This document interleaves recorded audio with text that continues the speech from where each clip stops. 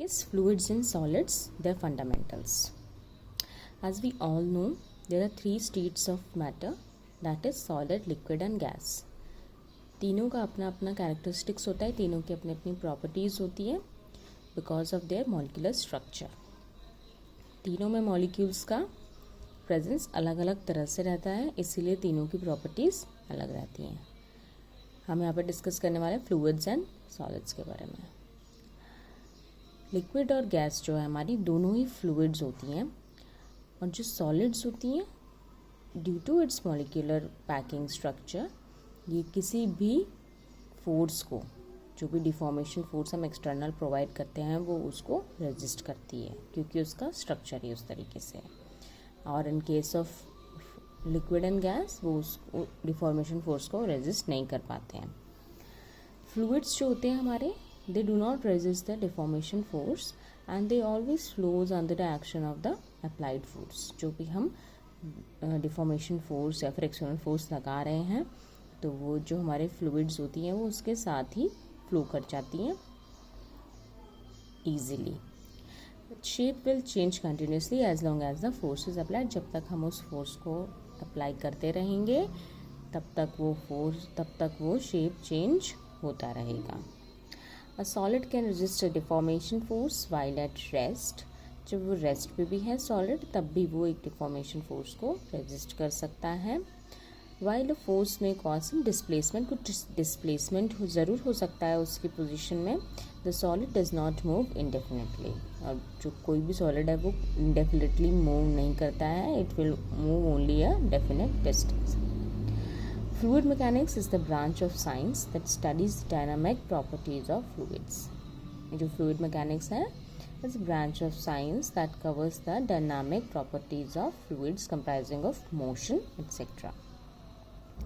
A fluid is any substance, it may be gas or liquid, which changes the shape uniformly in response to external force.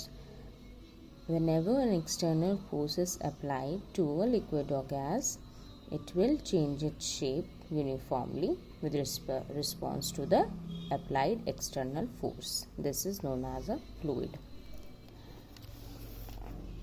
The motion of the fluid can be characterized by the continuum description. There are certain differential equations जिन्हें continuum description कहते हैं. उनसे हम fluid के motions को easily analyze कर सकते हैं, easily उनका कैरेक्टर समझ सकते हैं. Fluid movement transfer, mass, momentum and energy in flow. जब भी कोई फ्लूइड मूवमेंट हो रहा है तो उससे मास, मोमेंटम और एनर्जी ट्रांसफ़र होती है फ्लो पे.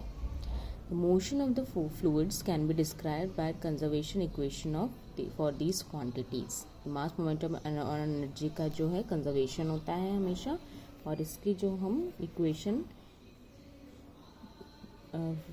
motion of these fluids can be described by Navier-Stokes equation. अब है मेजर कैरेक्टरिस्टिक्स ऑफ फ्लूइड्स. सबसे पहले प्रेशर P या दाब, this is force upon unit area. Temperature T, तापमान जो है वो है kinetic, this it is due to the kinetic energy of molecules. Mass M, द्रव्यमान. क्वांटिटी ऑफ मैटर ये शो करता है. फिर है हमारा molecular weight mw is mass per mole. Density rho is equal to mass per unit volume. Specific volume is just inverse of density. और dynamic viscosity is the stickiness of any liquid